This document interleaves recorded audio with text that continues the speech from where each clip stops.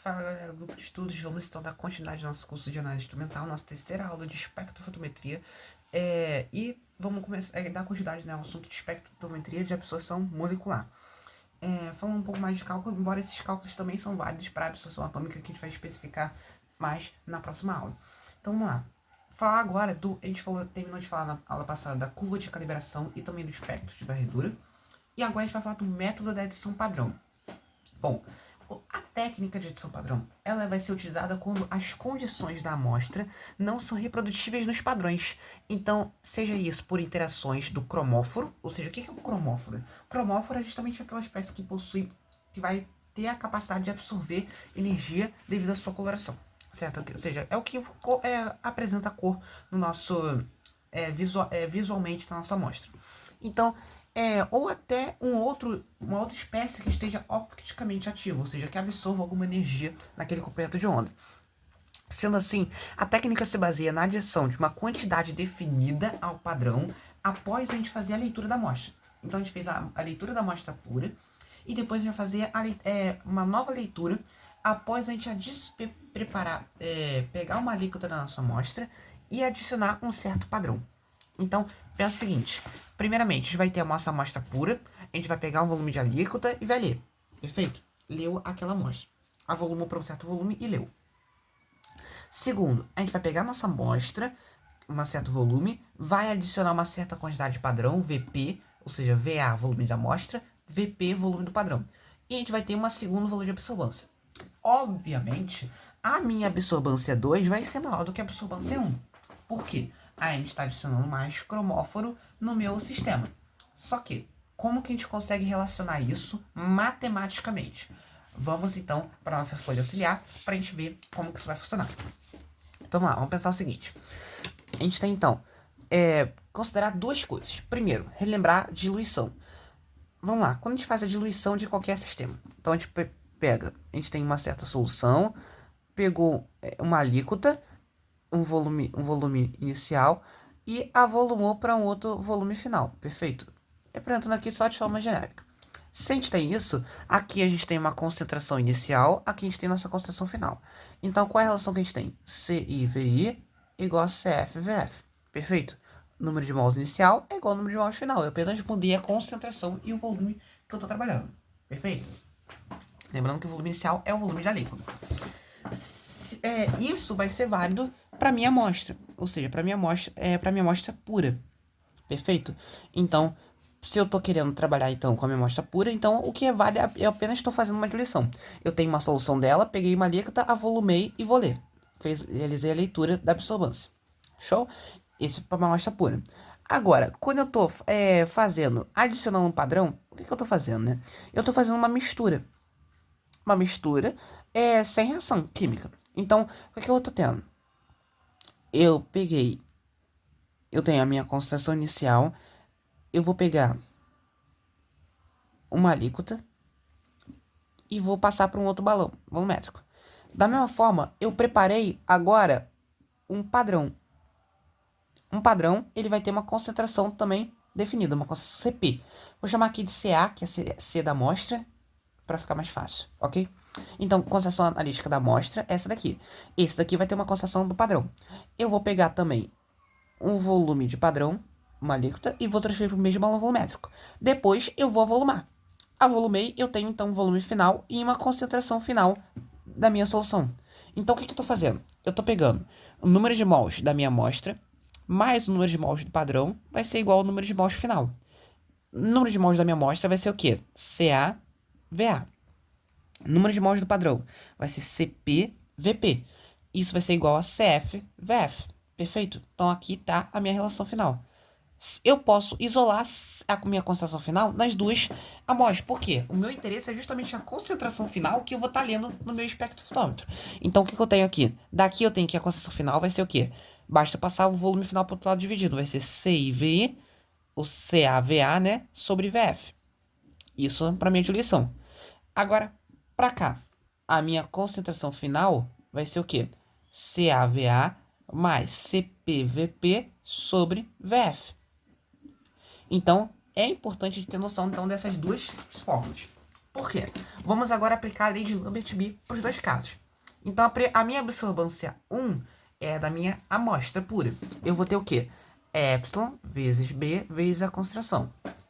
Só que essa concentração é a concentração final. Então, o que eu tenho? A minha absorvância 1 vai ser Epsilon vezes B vezes CaVa sobre VF.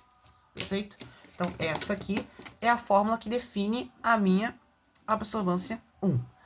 A minha amostra pura. Agora, para os meus padrões. Vamos dizer que eu tenho agora uma absorvância 2. O epsilon é o mesmo, caminho óptico é o mesmo, eu não posso mudar esses parâmetros. E vou ter a minha concentração final. Só que agora, a minha concentração final vai ser dada de uma forma diferente. Vai ser o quê? CaVa mais CpVp sobre VF. Show? Vai ser tudo isso. E eu quero estabelecer agora uma relação para calcular a minha concentração da amostra, em função do volume de alíquota e em função do volume de padrão que eu calculei. Como que eu posso fazer isso? Basta que eu faça a divisão entre A2 e A1. Então vamos fazer isso. Vamos lá. Eu vou ter o quê? A2 vai ser epsilon vezes B vezes CaVa mais CpVp sobre VF. Dividido por A1 epsilon vezes B vezes CaVa sobre VF. Ok? Então, essa é a relação que a gente pode montar. Só que lembra que eu falei? Epsilon e o caminho óptico não mudam. Então, eu posso cancelar o de cima com o de baixo. Da mesma forma que o volume final, quando eu vou volumar aqui para fazer a leitura, eu tenho que ser o mesmo volume final. Porque senão eu estou mudando as condições do meu problema. Então, eu cancelo VF com VF. Chegando nisso, eu fechei a relação que A2 sobre A1 vai ser o quê? CaVa mais CpVp sobre CaVa. Eu posso agora fazer o quê? Multiplicar cruzado. Vai ficar o quê? A2 CpVp é igual a 1 CaVa mais A1 CpVp. Show? Fiz a distributiva aqui em cima. O que eu vou fazer agora? Eu quero saber justamente o valor de Ca. Perdão, aqui eu acabei confundindo. Aqui é A2CaVa. Ok, agora sim. Eu quero isolar a minha concentração inicial, que é o Ca. Então, o que eu vou fazer?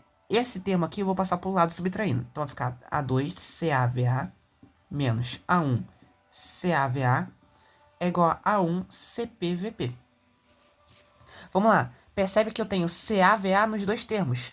Eu posso colocar em evidência. Então, eu coloco CaVa vezes A2 menos A1 igual a 1 CpVp.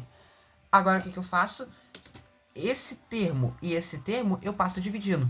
Enquanto que eu fico isolado de um lado apenas Ca. Então, eu vou dizer que Ca vai ser A1 CpVp sobre Va vezes A2 menos A1. Pronto. Essa aqui é a fórmula que permite eu calcular a concentração original em função apenas das absorbâncias, da concentração do meu padrão, do volume da minha amostra e do volume do padrão. Tá? Não precisa de eu gravar essa fórmula. Eu posso simplesmente aplicar essas duas relações, igualo os meus epsilons e vai dar no mesmo. Você ainda vai continuar tendo só basta você resolver o sistema que você vai estar no seu problema. Então, tudo depende do que você quiser. Pode escolher fórmula ou pode escolher aplicar isoladamente para poder definir, então, para poder calcular a sua concentração da amostra. Esses mesmos procedimentos foi o que eu fiz aqui, só que de forma mais detalhada eu coloquei. Então, lembrando, recapitulando, diluição. CaVa é igual a CfVF, isolei CF. Mistura, CaVa mais CpVp igual a CfVF. E aí, eu fiz a mesma demonstração. Então, pego a primeira absorvância, epsilon B a concentração. Aqui, mesma coisa, epsilon B vezes a concentração. Abro a concentração, o que significa cada coisa. Divido A2 por A1, cancelo o que eu posso cancelar, depois faço distributivo, multiplico cruzado e chego à minha fórmula final. Ok? Uma coisa muito importante. Essa fórmula serve somente para calcular a concentração de um analito considerando duas leituras e apenas diluição feita para chegar à mistura, ok? Se eu faço apenas 2 leituras, ok, eu posso usar essa fórmula. Agora, se eu faço mais de um padrão, ou seja, eu preparei 5 padrões para fazer a leitura, aí já muda um pouco a história. Por quê? Agora eu vou ter, mais uma vez, uma equação da reta, só que agora no formato diferente. Ou seja, o gráfico da curva é no formato, agora, absorbância em função do volume de padrão adicionado. Então eu vou adicionar diferentes volumes de padrão, 0, 1, 2, 5, 10 e assim por diante. E aí eu vou gerar uma curva que eu posso calcular mais uma vez por regressão linear na calculadora científica. Então vamos lá. Qual vai ser a propriedade que eu tenho agora? Que, tendo posse da equação da curva de adição padrão, eu posso calcular a concentração original do analito a partir da relação CA igual a B vezes CP dividido por... Pera, deixa eu... Aqui, ó. Se eu tenho essa equação da reta, eu posso calcular... ou seja, a equação da curva de adição padrão. Eu posso calcular a concentração do analito por essa relação. Coeficiente linear sobre coeficiente angular vezes CP sobre VA. Eu não vou fazer essa demonstração porque ela é muito longa. Eu vou fazer isso em um vídeo à parte para ficar tudo completinho. E aí eu vou adicionar na playlist depois para vocês, ok? Então, vou deixar para fazer a demonstração em outro momento. Mas essa é uma relação válida para quando a gente quer calcular a concentração do analito em função do volume de adição padrão, ok? Então, diferença entre essa equação e a outra. A outra é que a gente tinha visto a curva de calibração. É y igual a ax mais b também, ok? Só que lá eu tinha a absorbância em função da concentração. Ou seja, o x é a concentração, y é a absorbância. Aqui a absorbância é em função do volume de padrão. Fique claro essa diferença quando você for fazer os cálculos, os exercícios e também nas práticas quando você for realizar. Bom, dando sequência ao nosso assunto, agora a gente vai falar da mistura de cromóforos. A análise, quando que a gente vai utilizar a análise da mistura de cromóforos? Né? Quando a gente tem mais de um cromóforo no meu sistema. Ou seja, quando tem um cromóforo A e um cromóforo B, ambos tendo regiões de sobreposição. Ou seja, por exemplo, eu tenho um gráfico, eu tenho, por exemplo, um cromóforo A tem esse espectro de varredura, enquanto que um outro eu tenho esse espectro aqui. Percebe que aqui eu tenho diferentes absorvâncias para um comprimento de onda. Ou seja, absorvância em função do comprimento de onda. Aqui, o cromóforo A absorve isso. Aqui, o cromóforo B absorve isso. Já aqui, percebe que inverteu. Um está absorvendo mais, outro está absorvendo menos. Então, qual vai ser o meu objetivo? Eu vou aplicar uma propriedade fundamental que diz o seguinte.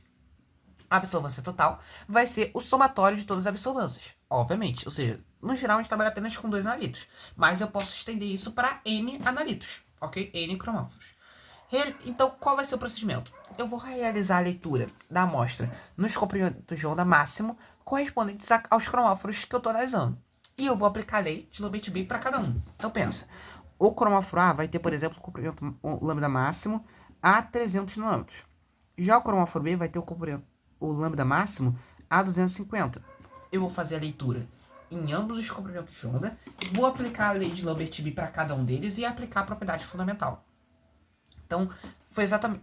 Então, pensa o seguinte, vamos lá. Eu vou pegar a mesma folha para ficar claro. Então, pensa o seguinte. Eu tenho aqui, por exemplo, uma mistura de cobalto e níquel. Eu tenho um lambda máximo pro cobalto.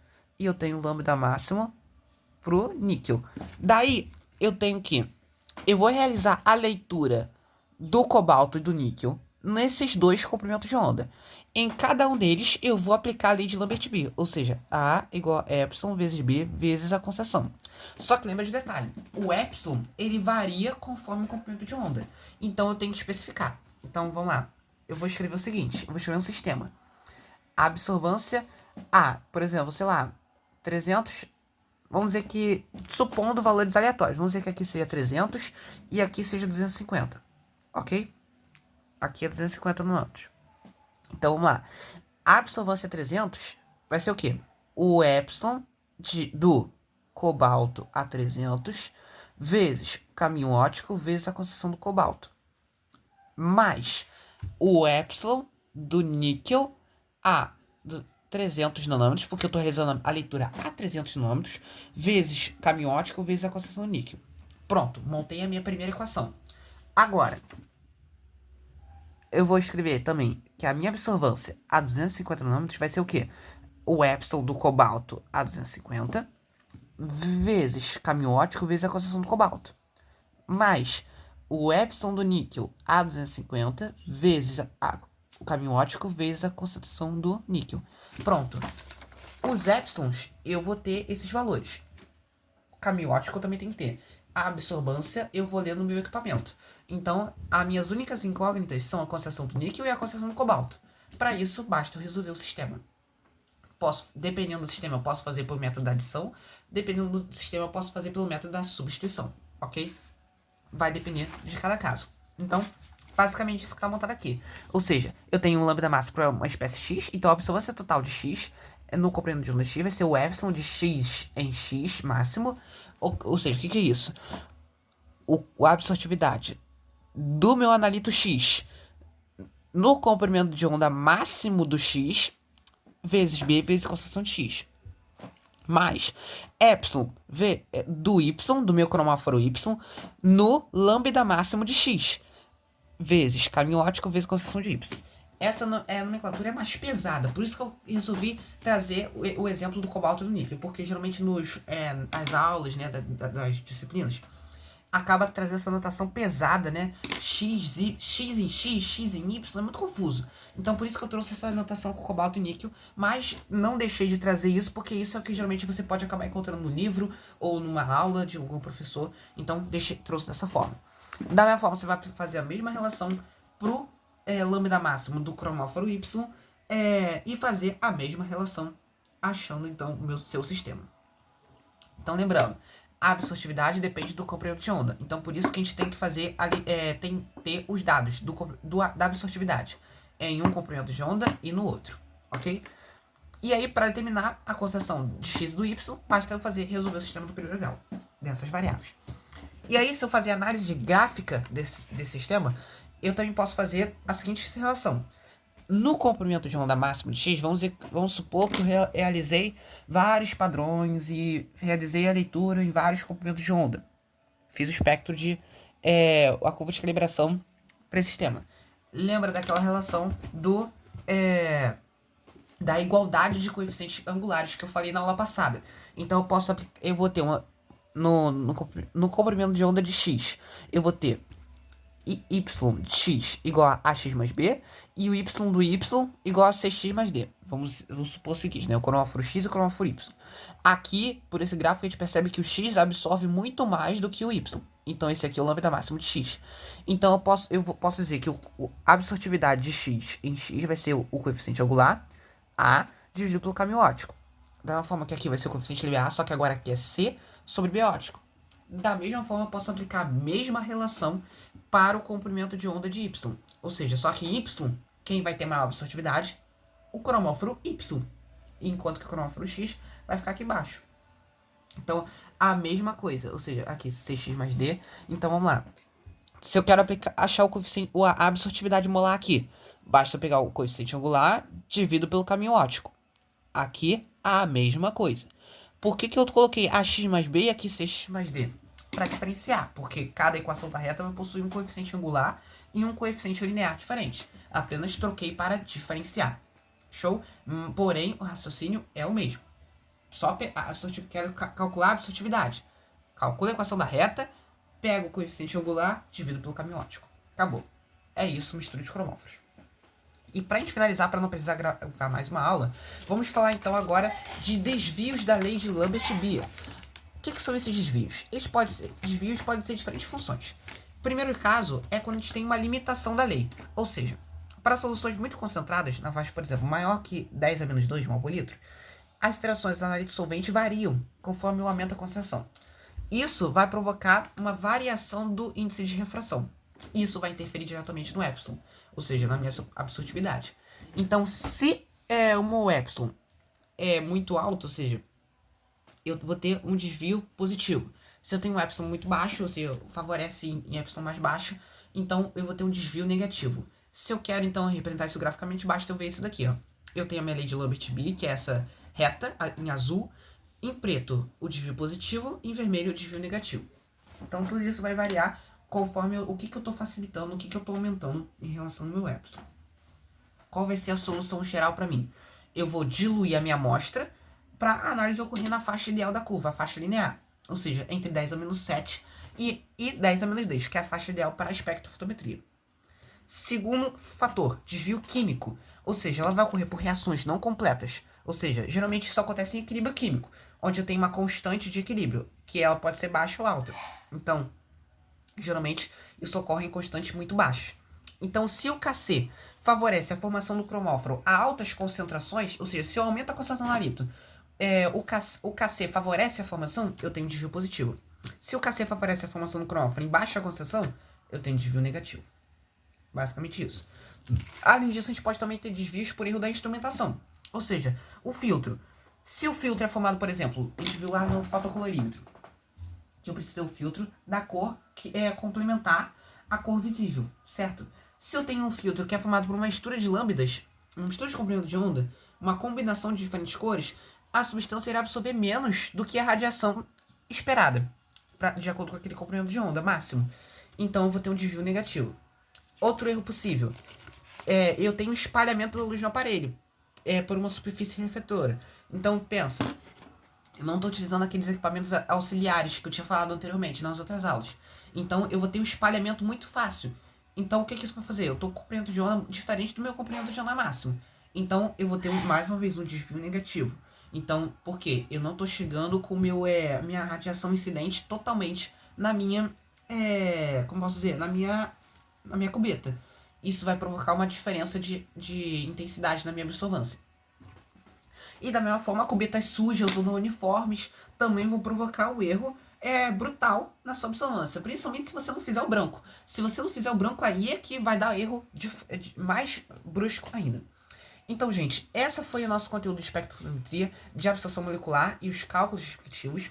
Espero que esses cálculos também vão ser utilizados para absorção atômica, só que a gente geralmente costuma aprender eles agora na absorção molecular. Espero que você tenha entendido. Qualquer dúvida, deixa nos comentários. Na próxima aula, a gente vai começar a falar de absorção atômica, ok? Então, bons estudos. Tendo dúvida de exercício, só me chamar, só me procurar. Manda nos comentários. E até a próxima.